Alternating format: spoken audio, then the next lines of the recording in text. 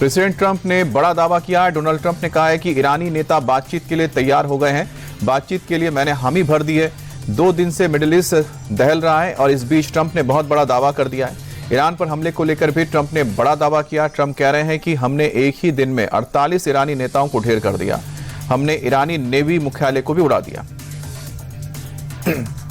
America और Israel ने Iran पर अब तक का सबसे जबरदस्त अटैक किया। तेहरान के आसमान में काले धुएं का गुबार छाया हुआ है। अमेरिका ईरान पर चौतरफा हमला कर रहा है। अमेरिकी वॉरशिप से ईरान के शहरों पर मिसाइलें दागी जा रही हैं। इन हमलों से ईरान को जबरदस्त नुकसान हुआ है। अमेरिका और इजरायल ने पिछले 2 दिन में ईरान के अंदर 2000 से ज्यादा टारगेट्स पर हमले किए हैं। इजरायली सेना ने एक वीडियो जारी करके तेहरान पर हमलों का दावा किया। इजरायली सेना ने एक बयान में कहा है कि उसने ईरान की राजधानी में डिफेंस सिस्टम पर हमला किया है। रविवार को तेहरान में कई जगह विस्फोट हुए हैं। इजरायल ने दावा किया है कि वो ईरान की राजधानी के दिल पर हमले कर रहा है। ईरान युद्ध में अमेरिका को पहला बड़ा झटका लगा है। अमेरिका और इजरायल के हमले के बाद ईरानी सेना के पलटवार में यूएस आर्मी के 3 जवानों की मौत हुई है। ईरान के हमले में अमेरिकी सेनाओं की मौत पर यूएस के प्रेसिडेंट ट्रंप ने कहा है कि ईरान संघर्ष समाप्त होने से पहले इसमें संभवतः और भी अमेरिकी सैनिकों की मौत हो सकती है।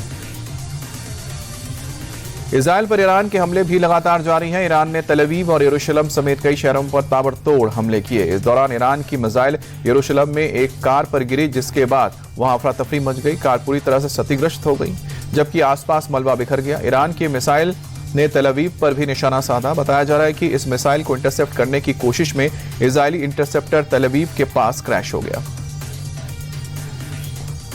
ईरान ने मध्य शहर इजरायली शहर बेत शेमेश पर हमला किया है।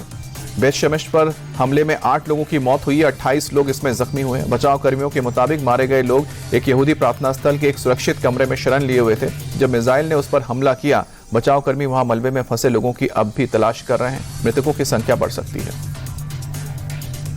वहीं इजरायल अभी जंग रोकने के पक्ष में नहीं दिख रहा है। पीएम नेतन्याहू ने कहा है कि तेहरान पर हमले और तेज होंगे। इजरायली पीएम नेतन्याहू का दावा है कि आईडीएफ तेहरान के दिल पर वार कर रही है।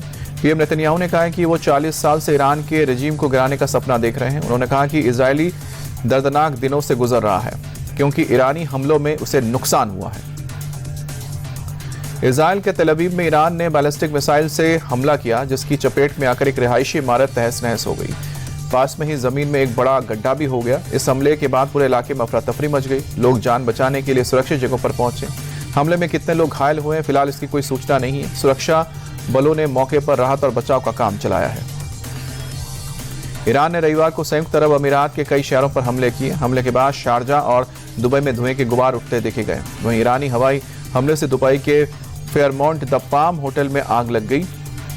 ये वीडियो सोशल मीडिया पर वायरल हुआ है, जिसमें अबू धाबी के जायद बंदरगाह में भी धुआं उठता दिखाई दिया है।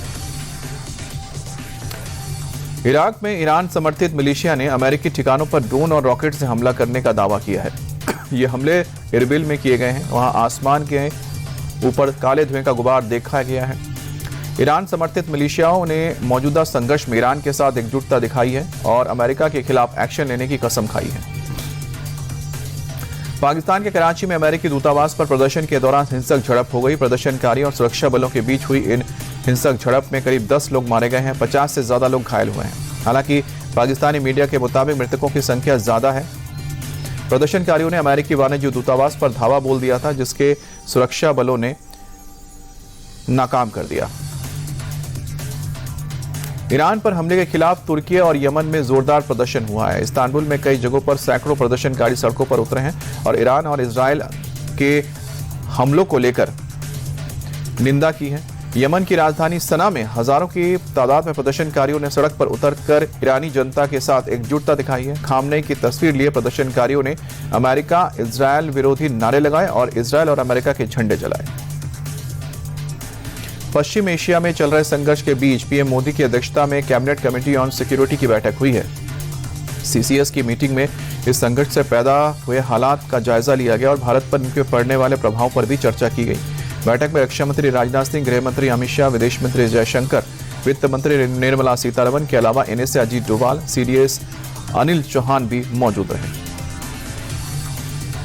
इजरायल ईरान जंग के बीच पीएम मोदी ने इजरायल के पीएम बेंजामिन नेतन्याहू से फोन पर बातचीत की। बातचीत के दौरान पीएम ने मौजूदा हालात पर चिंता जताई है। इजरायली पीएम ने बातचीत में प्रधानमंत्री ने क्षेत्रीय स्थिति पर विस्तार से चर्चा की और हाल के घटनाक्रमों को लेकर गहरी चिंता जताई।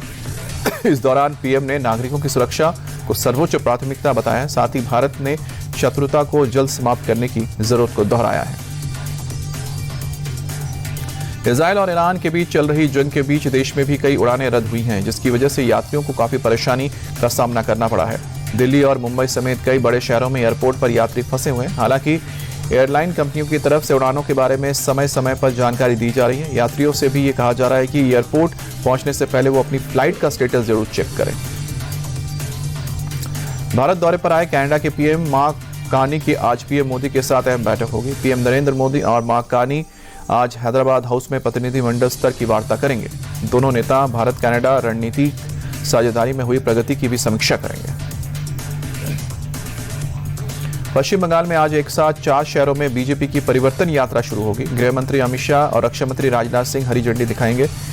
इन दोनों के अलावा कृषि मंत्री शिवराज सिंह चौहान और बीजेपी अध्यक्ष नितिन नवीन भी अलग अलग जगहों पर यात्रा में शामिल होंगे। ये यात्रा 10 मार्च को कोलकाता में संपन्न होगी। इस दौरान 64 विशाल जनसभाएं और करीब 300 स्वागत कार्यक्रम होंगे। यात्रा के जरिए 250 विधानसभा क्षेत्रों को कवर किया जाएगा।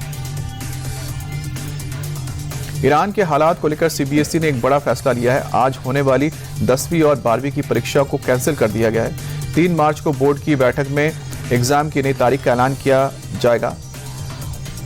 दरअसल ईरान के सुप्रीम लीडर की मौत के बाद भारत के कई हिस्सों में प्रदर्शन चल रहे हैं। इसी को देखते हुए सीबीएसई ने यह बड़ा फैसला लिया है। हालांकि 5 मार्च को होने वाले एग्जाम सामान्य रूप से ही होंगे, बस 2 मार्च के पेपर को टाल दिया गया है। मध्य प्रदेश के कूनो नेशनल पार्क में नए मेहमानों की एंट्री हो गई है। मुख्यमंत्री डॉक्टर मोहन यादव ने एक साथ 53 घड़ियाल और 25 कछुओं को नदी में छोड़ा है। वाइल्ड लाइफ के मामले में दुनिया भर में एमपी की चर्चा हो रही है। सीएम ने इसे खुशी की बात बताया। मुख्यमंत्री ने कहा कि हम वन्य जीवों को संरक्षित करने के अपने संकल्प पर कमिटेड हैं। उत्तर प्रदेश के मुख्यमंत्री योगी आदित्यनाथ बीती शाम वाराणसी पहुंचे, जहां उन्होंने कई विकास कार्यों का जायजा लिया और अधिकारियों से पूरी जानकारी ली। इस दौरान मुख्यमंत्री योगी ने सिंथेटिक हॉकी टर्फ ग्राउंड के विकास कार्यों का भी जायजा लिया, जहां अधिकारी मुख्यमंत्री को ब्रीफ करते नजर आए। गाजियाबाद के लोनी में एक्स मुस्लिम सलीम पर चाकू से हमला करने वाला बदमाश पुलिस के साथ एनकाउंटर में मारा गया है। बीती रात जवाबी कार्रवाई में पुलिस ने बदमाश को मार गिराया। सलीम पर 2 बदमाशों ने हमला किया था। सीसीटीवी फुटेज के आधार पर पुलिस ने दोनों की पहचान करके 1-1 लाख रुपए के इनाम की घोषणा की थी। मृतक बदमाश की शिनाख्त जीशान के रूप में हुई है। लखनऊ में एक बंद दुकान के फ्रीजर से डेड बॉडी बरामद हुई है। बख्शी का तालाब इलाके में वेज बिरयानी की 4 दिन से बंद पड़ी हुई दुकान के मालिक ने जैसे ही ताला खोला तो अंदर के हालात देखकर वो दंग रह गया। फ्रीजर में एक शख्स की डेड बॉडी रखी हुई थी। दुकान के मालिक ने तुरंत पुलिस को इन्फॉर्म किया। मृतक की पहचान 38 साल के विजय पाल के रूप में हुई है। फिलहाल पुलिस मामले की जांच कर रही है। होली के त्योहार को लेकर यूपी पुलिस अलर्ट है। सीतापुर के कजियारा में पुलिस ने फ्लैग मार्च निकाला। रूट पर यूपी पुलिस के जवानों ने शांति को लेकर गश्त की। यूपी पुलिस के आईजी किरण एस और सीतापुर के डीएम राजा गणिती पर एयर पर मार्च निकाला गया। रमजान, होली और ईद के त्योहार को देखते हुए इलाके में शांति बनाए रखने की अपील की गई है। यूपी पुलिस ने धर्मगुरुओं और व्यापारियों से बातचीत भी की है। इस दौरान कई सीनियर पुलिस अधिकारी भी मौजूद रहे। राजस्थान के झालावाड़ में पुलिस ने अवैध शराब की तस्करी कर रहे एक ट्रक को जब्त किया है, जिससे भारी मात्रा में शराब और बियर की बोतलें बरामद हुई हैं। इस दौरान पुलिस ने चालक और क्लीनर को भी गिरफ्तार किया है। पुलिस के मुताबिक मुखबिर की सूचना पर यह कार्रवाई की गई है। बताया जा रहा है कि ट्रक की तलाशी लेने पर आलू के कट्टों के बीच अवैध शराब छिपाई गई थी। फिलहाल पुलिस मामले की जांच कर रही है। उत्तराखंड के नैनीताल में एक पुरानी इमारत में आग लग गई। ब्रिटिश काल में बनी इस इमारत में आग लगने से इलाके में हड़कंप मच गया। आसमान में दूर दूर तक आग की लपटें दिखाई दी। हर तरफ काले धुएं का गुबार छाया हुआ है। दमकल कर्मी आग बुझाने के लिए मशक्कत करते दिखे। आग लगने की वजह से इमारत की पूरी तरह जलकर खाक हो गई। राहत की बात तो यह रही कि इस हादसे में जनहानि नहीं हुई है। T20 वर्ल्ड कप के सेमीफाइनल में भारत पहुंचा। डू और डाई मैच में टीम इंडिया ने वेस्टइंडीज को 5 विकेट से मात दी। 196 रन के टारगेट का पीछा करने उतरी भारतीय टीम ने 41 रन पर अपने 2 विकेट गंवा दिए। वेस्टइंडीज के खिलाफ विकेटकीपर बल्लेबाज संजू सैमसन ने संकट मोचक का काम किया। संजू सैमसन ने 97 रन की नाबाद पारी खेली और टीम को मैच जिताया। अपनी तूफानी पारी में संजू ने 12 चौके 4 छक्के जड़े। अब 5 मार्च को इंग्लैंड और भारत के बीच दूसरा सेमीफाइनल मुकाबला खेला जाएगा।